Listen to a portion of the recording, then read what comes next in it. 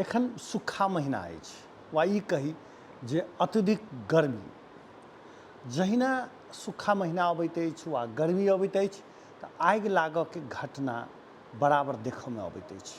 किछु दिनसँ विभिन्न स्थान पर आगि लागऽके घटना सब आबि रहल अछि। एहन आगि नहि लागय ताहिसँ बचबाक बहुत आवश्यक अछि। खास कऽ एहि महीनामे बचबाक लेल विशेष सतर्कता हरेक व्यक्तिके अपनाबक चाही। हमरा बड़का घर अइ चाहे हमर पक्काके घर अइ तऽ हमर बचि जाइ से बात अइ, पड़ोसीके माध्यमसँ, कारण आगि एकटा घरमे मात्रे नहि रहै छै, अगल बगल सबटाके लपेट लै छै।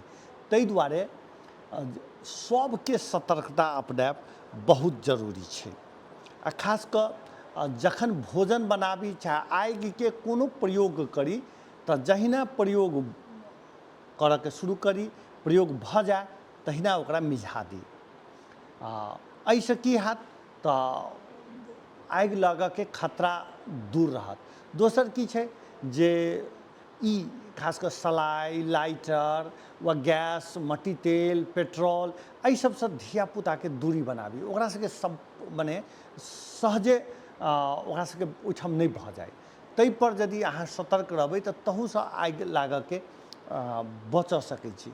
आ भोजन बनाबऽके समय सीमा जखन अहाँके एखनके समयमे छै, कखन बिहाड़ि चलि अबै छै, हवा तेज चलि अबै छै, तऽ या 12 बजेके बाद बनाबऽके नहि करी, भोरे भोजन बना ली जाहिसँ अहाँके हवा उठै छै, प्रायः 7-8 बजेके बाद हवा सब उठै छै, तऽ ओहिसँ पहिने बना दी।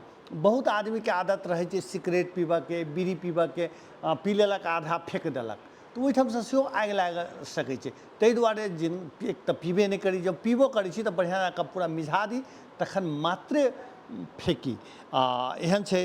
तकर बाद खास कऽ घरके वायरिंग अहाँके ठीक अछि कि नहि ठीक सेहो प्राविधिक सबसँ बीच बीचमे जाँच करबैत रही।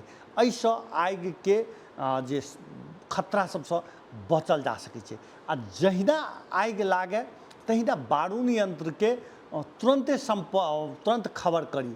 आ हरेक व्यक्तिके अपना मोबाइलमे बारूद यन्त्रके, प्रहरीके मोबाइल नम्बर चाहे ओकर फोन नम्बर मोबाइलमे सेव कऽ कऽ राखी, जे जखने कोनो खतरा हुए तऽ तखने करी। तऽ बारूद यन्त्र अएलासँ तुरन्त अहाँके समस्या समाधान भऽ सकै छै।